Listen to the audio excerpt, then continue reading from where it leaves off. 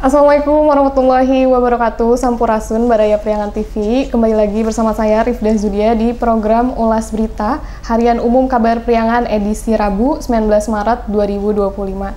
Yang pada kesempatan kali ini saya akan ditemani oleh rekan saya yaitu Saudari Rosmayanti. Ya Ros, kita akan mengulas sejumlah berita menarik yang sudah termuat di Harian Umum Kabar Priangan. Dan sebelumnya gimana nih Baraya Priangan TV kabarnya sudah menginjak hari ke-19 Ramadan gitu ya. Semoga Baraya sedang dalam keadaan sehat walafiat dan puasanya masih semangat gitu ya. Menjalani hari-hari selama bulan suci Ramadannya. Langsung saja kita ke berita pertama yang sudah termuat di halaman utama di sini Baraya, datang dari wilayah Ciamis. Wilayah Ciamis yang mana di sini warga Tambak Sari ancam gelar aksi besar-besaran. Proses hukum dugaan korupsi dana desa dipertanyakan. Kita bacakan terlebih dahulu. Warga desa Tambak Sari mempertanyakan kelanjutan proses hukum atas dugaan korupsi dana desa 2024 dan hilangnya aset desa di desa Tambak Sari, Kecamatan Tambak Sari, Kabupaten Ciamis. Mereka menilai proses hukum atas kasus tersebut berjalan lamban. Warga yang tergabung dalam komunitas masyarakat Tambak Sari Peduli mengungkapkan kekecewaannya terhadap kinerja aparatur pemerintahan, mulai dari inspektorat hingga aparat hukum dalam menangani kasus tersebut. Menurut mereka, aparat pemerintah dan aparat hukum terkesan lamban dalam menangani kasus tersebut sehingga membuat penanganannya menggantungkan. Di sini Ketua KMTP Surwa mengatakan bahwa banyak yang ganjil dari berbagai lini. Inspektoral baru bergerak setelah aksi kedua kami. Saat masa tak terbendung menyegel kantor desa, ada apa? Padahal kami sudah menempuh prosedur yang berlaku, tapi responsnya minim ya. Membaca berita ini tentunya yang berkaitan dengan hukum ini perlu ada perhatian yang lebih gitu ya, khususnya dari pihak yang berwenang. Nah, kita doakan semoga proses hukum ini segera bisa terjalan dan diterapkan, khususnya bagi warga desa Tambak Sari yang sudah mulai merasakan keresahan atas dugaan korupsi yang ini berpengaruh terhadap mungkin infrastruktur desa dan lain sebagainya. Boleh beralih mungkin Teh? Baik, Tarifdah, Baraya kita akan berlanjut ke informasi di wilayah Kabupaten Tasikmalaya. Di sini ada informasi masih terkait bencana nih Teh. Kemarin-kemarin kita sempat sampaikan soal banjir ya yang sedang marak di beberapa daerah terjadi. Ada di wilayah Kabupaten Tasik. Di sini normalisasi Citanduy jadi solusi atasi banjir rutin Tanjung Sari katanya. Dan di sini disampaikan juga bahwa pasca banjir besar yang merendam ratusan rumah di 4 kampung di Desa Tanjung Sari, Kecamatan Sukarsik, Kabupaten Tasikmalaya, di beberapa hari lalu kini Balai Besar wilayah Sungai BBWS Citanduy bergerak cepat. Mereka memastikan program normalisasi Sungai Citanduy akan terus berlanjut hingga sepanjang 6 km untuk mengurangi resiko bencana serupa di masa depan katanya. Di sini juga disampaikan bahwa langkah ini diambil setelah tim dari BBWS Citanduy melakukan peninjauan langsung ke lokasi terdampak banjir akibat luapan Sungai Citanduy dan Sungai Cikidang, di mana normalisasi sudah dimulai sejak tahun lalu dan untuk kerja tahap hingga batas jembatan di Tanjung Sari. Nah, Baraya mendengar informasi yang barusan karena memang berbicara banjir itu sempat marak sekali ya di beberapa daerah terjadi, termasuk tidak hanya di Kota Tasik, Kabupaten Tasik, bahkan wilayah Priangan Timur gitu. Nah, di sini tentunya ada beberapa hal yang menjadi sorotan, termasuk di Citanduy juga yang memang sempat sampai meluapnya air. Itu sudah ada inisiatif atau upaya yang dilakukan supaya ketika banjir terjadi itu ada antisipasi gitu, dan kemudian ada tanggap bencana ya siaga. Selain BPBD juga melakukan beberapa pengupayaan gitu yang memang concern di bidang kebencanaan gitu.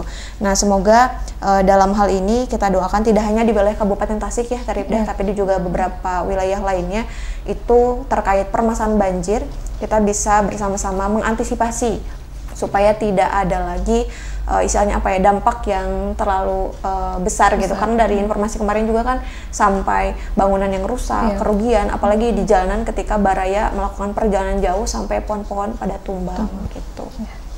Lanjut Tarifdah.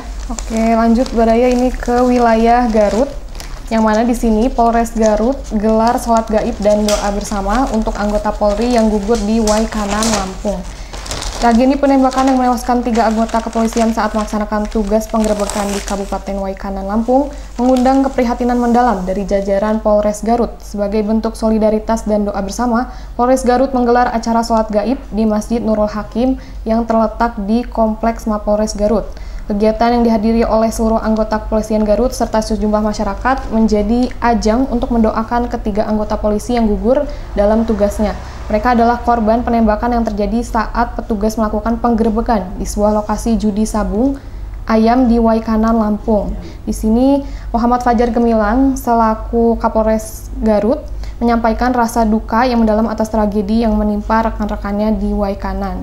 Dan di sini juga sholat gaib yang digelar tersebut menurut Fajar bukan hanya sebagai bentuk doa untuk korban, tapi juga sebagai sarana untuk mempererat tali persaudaraan di tubuh Polri, khususnya di Polres Garut. Selain itu, kegiatan ini diharapkan dapat menjadi ajakan bagi seluruh anggota kepolisian untuk bersama-sama berdoa demi kedamaian dan keamanan di Indonesia.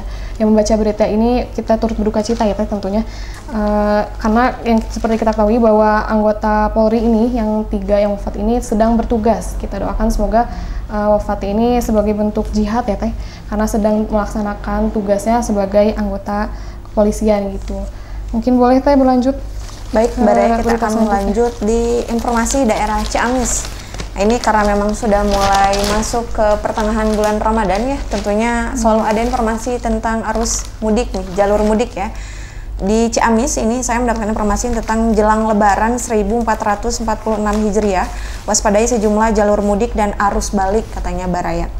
Nah, upaya kelancaran arus mudik dan balik menjelang Idul Fitri 1446 Hijriah, Dinas Perhubungan atau Disub Kabupaten Ciamis telah menyiapkan berbagai langkah pengamanan lalu lintas, dan diantaranya katanya mendirikan posko induk di depan Puskesmas Ciamis, Jalan Jenderal Sudirman, Kecamatan Ciamis, serta posko pengendalian di beberapa titik strategis seperti Kecamatan Sindangkasih, Cihaur Beti, Panjalu, Simpang Cisaga, Banjarsari, dan Kawali. Kemudian disampaikan juga di sini dari Kepala Disub Ciamis, Dadang Mulyatna. Pihaknya katanya sedang mengadakan rem cek di terminal Ciamis serta mendatangi pool kendaraan yang memang di sana meskipun ada aktivitas maupun wisata untuk memastikan nih kesiapan armada. Tidak hanya itu, sebanyak 100 personel juga akan diarahkan untuk pengamanan lalu lintas, termasuk petugas pengendalian, teknisi penerangan jalan umum, dan teknisi peralatan lalu lintas. Dari informasi yang barusan, memang karena ini momen ya Tarifda, momen menjelang Hari Raya Idul Fitri, tentunya mudik ini selalu menjadi hal yang dilakukan secara rutin ya, dari berbagai wilayah, tidak hanya wilayah Priangan Timur gitu ya. Dan dalam hal ini untuk di wilayah Ciamis khususnya itu sudah ada pewaspadaan sejumlah jalur mudik dan arus balik, karena memang ketika pulang pasti akan kembali gitu ya. Apalagi untuk mudik ini biasanya orang tidak hanya yang jarak dekat tapi juga rata-rata yang jauh ya kalau mudik gitu. Nah, untuk Baraya mungkin ini menjadi salah satu himbauan juga untuk bisa berhati-hati ketika melakukan perjalanan mudik dari arah manapun gitu, karena pasti yang terjadi itu adalah kemacetan, itu pasti ada gitu. Dan di sini Disub telah melakukan khususnya di wilayah Ciamis melakukan pengamanan dan pengendalian di beberapa titik untuk jalur mudik dan arus balik khususnya di wilayah Ciamis, guna tadi ya mengantisipasi hal-hal yang kemungkinan akan terjadi selama arus mudik dan arus balik di momentum menuju Lebaran.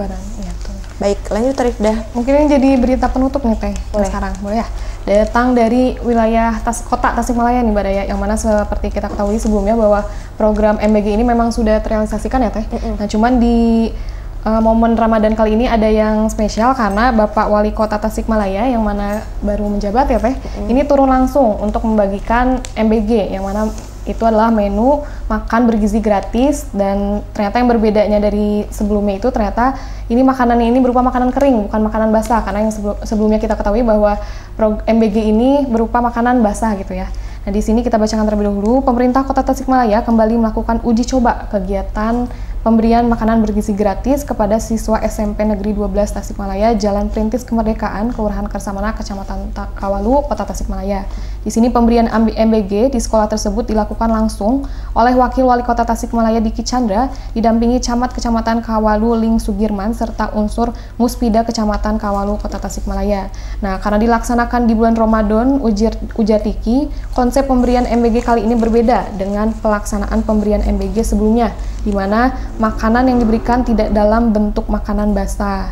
Di sini Diki juga mengungkapkan nih harapannya agar dengan adanya program MBG ini bahan makanan bergizi yang diberikan pada anak didapatkan asli dari kota Tasik sehingga ada perputaran ekonomi di kota Tasikmalaya. Yang membaca berita ini tentunya ini menjadi kabar gembira juga ya untuk kita sesama. Ternyata harapan dari Bapak Wakil Wali Kota ini bahwa bahan makanan yang diproduksi untuk disalurkan kepada siswa-siswi gitu ya, itu diproduksi bahannya itu dari wilayah Tasik sendiri gitu. Jadi secara tidak langsung kita juga memakmurkan gitu ya, memakmurkan sektor perekonomian wilayah Tasikmalaya. Dan kita juga doakan semoga program MBG ini ke depannya itu terus berjalan ya Teh. Betul. Agar sesuai harapan masyarakat gitu, dan juga amanah yang sudah dititipkan kepada Wakil Wali Kota maupun Wali Kota Tasikmalaya itu tersalurkan dengan baik gitu ya Teh. Betul. Agar masyarakat ini bisa merasakan manfaat dari program-program yang diusungkan oleh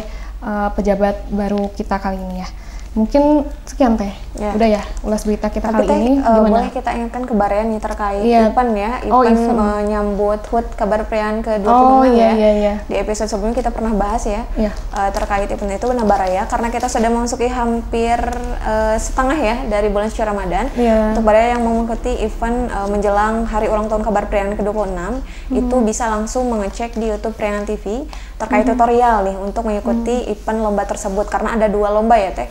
Kalau misalkan Baraya ingin melihat kelengkapannya, bisa juga dicek di Instagram Kabar Priangan.com terkait lomba membuat video pendek. Karena dengan Baraya membeli satu koran dari Harian Umum Kabar Priangan seharga 3.000, Baraya bisa berpeluang untuk mendapatkan barang-barang elektronik atau hadiah yang menarik gitu ya, untuk nanti bisa melengkapi rumah Baraya gitu. Ya.